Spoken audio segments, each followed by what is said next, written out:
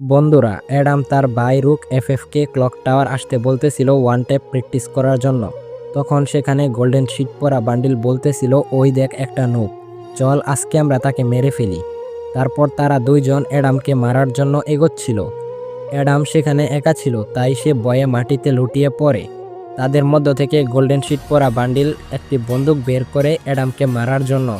তখন সেখানে একটি গুলি এসে গোল্ডেন শিট পরা বান্ডিল এর বন্দুকে লেগে বন্দুকটি মাটিতে পড়ে যায়। তার মধ্যে আবার সেখানে অ্যাডামের ভাই রুক এফএফ চলে আসে এবং সে এসেই গোল্ডেন শিট পরা বান্ডিলকে উড়াদুরা মারতে থাকে। পরবর্তী পার্টে কি হতে চলেছে তা দেখার জন্য চ্যানেলটি সাবস্ক্রাইব করে পাশেই থাকুন। Voel het voor me, voel het aan. Proeven zal je zoete lach, lach, lach, lach, lach, lach, lach. Oh, yeah.